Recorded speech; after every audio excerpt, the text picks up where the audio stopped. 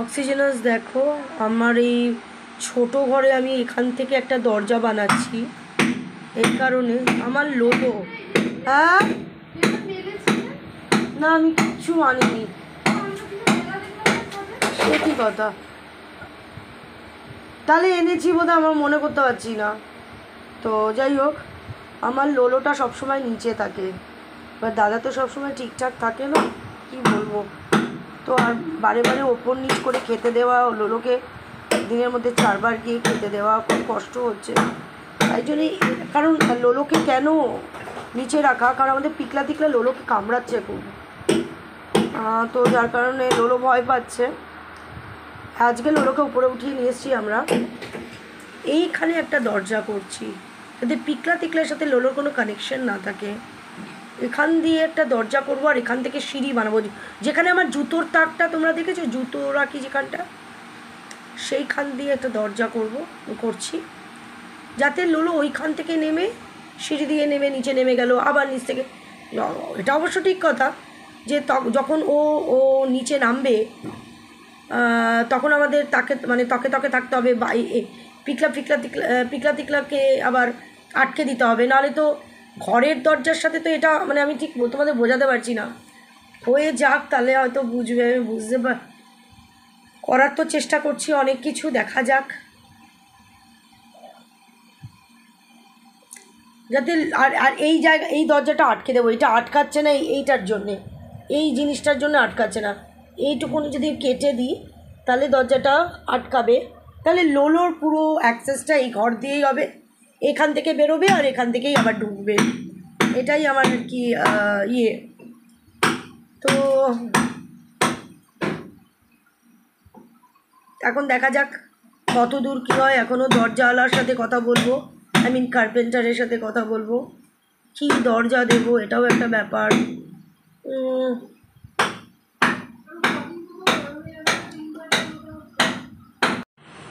তো ওইটুকুনি কাটতে 1,000 টাকা নিচ্ছে।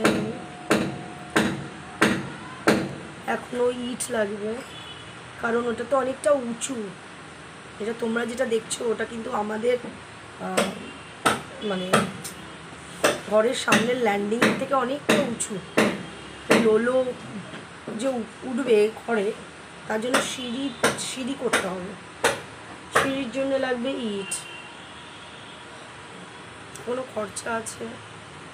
দরজা লাগাবো, এদিকের দরজা একটা লাগাবো, এইখানের এই জায়গাটা, খাটের এই জায়গাটা কেটে এই দরজাটাকে ঠিক করবো যাতে এই দরজাটা ঠিকঠাক লাগে।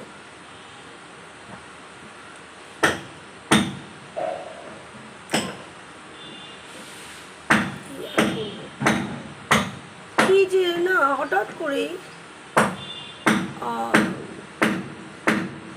2-3 মাস আগে থেকে কি লোলোকে পিকলি অ্যাটাক করে, ওই এমন কামড় দেয় পুরো রক্ত করে দেয়, লোলো পুরো চতুর্দিক ক্ষত বিক্ষত হয়ে যায়, মানে রীতিমতো আমরা পারি না রাখতে। আর সেই আমি দেখো ভয় পাচ্ছি, বারবার এদিক দেখাচ্ছি, দরজা তো আটকাতে পারছি না, দরজাটা দেখো, দরজা আটকাতে পারছি না। আর পিকলা ওই ঘরেই খাটে আছে বসে, কি হয়েছে জানি, পিকলা আর কিন্তু কাউকে কামড়ায় না, পিকলা লোলোকে কামড়া চায়, কত বিক্ষত করে দিয়েছিল।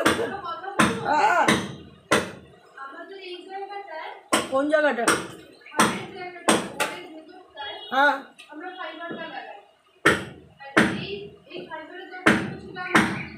না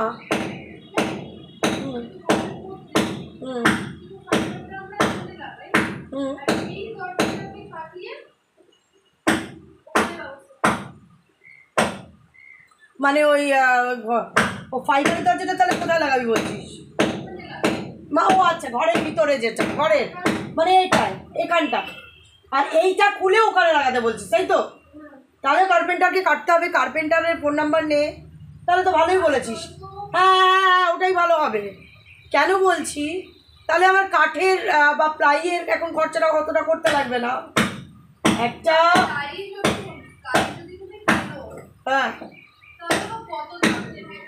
না এই প্লাইটা তো তোর আগে উনি না পুরো ভাঙলে কতটা লেন্থ, কতটা মানে ব্রেড আর কতটা তোর হাইট, সেটা উনি বলতে পারছেন না।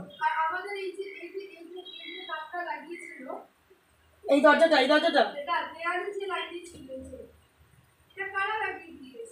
ওই গ্রিলের দরজাটা,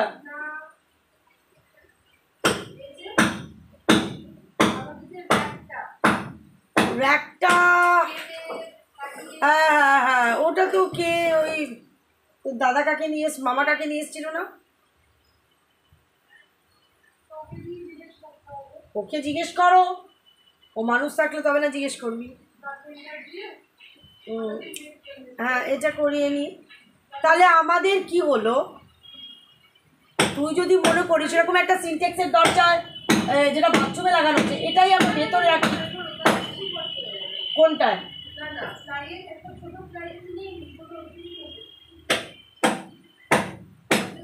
হ্যাঁ ঠিক আছে, সেটাও করা যেতে পারে। কি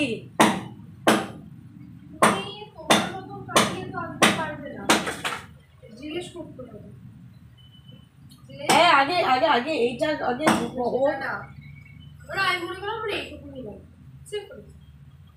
আমাদের সাইজ অনুযায়ী দেবে, ওদের তো একটা পার্টিকুলার মাপ আছে যে আমাদের এই মাপটাই তোমায় কিনতে হবে। না না, এরকম কোনো ব্যাপারই নেই। আমার যেটুকুনি লাগবে সেটুকুনি দেবে না, ওই কি আমার লাগবে ধর যদি এইটুকুনি, ওরা দেবে এতটা বড়।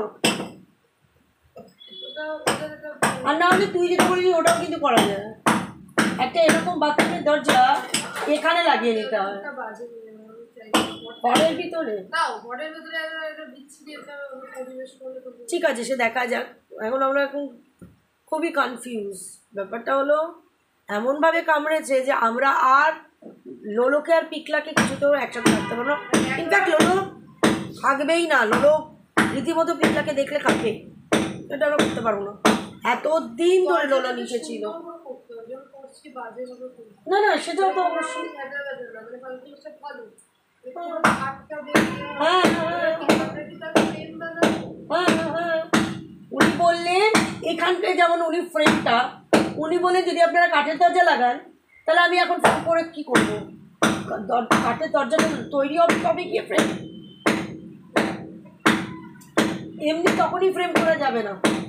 তা আগে তুই চিন্তা করে নে তুই কি লাগাবি। মোটা প্লাই লাগাই, কাঠ কেন লাগাই? মোটা প্লাই লাগাই, তাহলে আমরা তাহলে ওই হ্যাঁ ওরকম প্লাই, হ্যাঁ তাহলে ওরকম প্লাই লাগাবো। তাহলে এত লোক থাকে, এই যে আমাদের গ্রিলে কে করলো তার কথাও মনে নেই আমার, তার নাম্বারটাও আমার মনে নেই, মনে থাকবে? মনে করতে পারছি না, অনলাইন থেকে বুঝেছিলিস না? টাকা তো আমি এখানে দিয়েছিলাম, কিছুতেও মনে করতে পারছি না। যাই হোক, এই হলো ব্যাপার, এর জন্যই এই দরজা করা। খাওয়া দাওয়া হয়নি আমাদের সেই কালকে সন্ধ্যেবেলায় দিদির বেয়াই বাড়িতে, মানে তানিয়াদের বাড়িতে ওই লুচি, তারপরে কি বলে চানা, তারপরে দামালু, তারপরে ওই মিষ্টি খেয়ে আর কিচ্ছু খাইনি।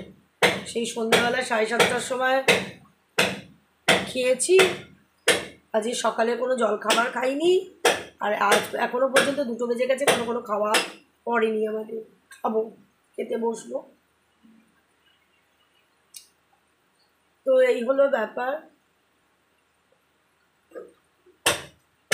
উপর নিচ করতে খুব কষ্ট হচ্ছে, মেয়ে তো কষ্ট করছে। আর এখন যবে থেকে মেয়ে বাড়ি রয়েছে তবে থেকে তো আমি আমার গা এড়িয়ে দিয়েছি, সব ও করছে। দাদিকে খাওয়ানো, দাদিকে ওঠানো, দাদিকে বসানো, মুখ ধুয়ে দেওয়া, মশারি গুঁজে দেওয়া, ধূপ লাগিয়ে দেওয়া, মশা কামড়ালে ধূপ ফুপ সমস্ত, যখন মশারির তলায় থাকছে না, এখন তো মশারির ভিতরেই থাকে। মায়ের পিছনে তো কম খাটনি নেই, আর দিদি তার সাথে একটু করছে, আমি একদম করছি না, একদম না। তারপরে এদেরকে খেতে দেওয়া, লোলো নিচে থাকে, তার সাথে আরও 3টে কুকুর রাস্তায় থাকে, তাদের খেতে দেওয়া। তো বারে উপর নিচ পেয়ে করতে পারছে না, বলছে মা আমার খুব কষ্ট হচ্ছে। আর এভাবে তো হয় না, লোলো সবসময় নিচে থাকে, আমি কখনো আদরও করতে পারছি না, তাই বলছে মা তুমি তো লোলোকে আদরও করতে যাও না। তো আমি তাই জন্য বললাম না, এই একটা সলিউশন, এটা করে নিই, তাহলে লোলোর সাথে পিকলার কোনো অ্যাক্সেস থাকবে না, কোনো কানেকশন থাকবে না। লোলো এই ঘর থেকেই বেরোবে, এই ঘরেই ঢুকবে, আর পিকলা বড় ঘরে থাকবে, এই আর কি। তো চলো, দেখো আমার চোখ মুখের অবস্থা, ঢুকে গেছে না, উচ্ছের ওষুধ খেয়েও মুখটা পুরো নষ্ট হয়ে যাচ্ছে, কী বলবো এখন।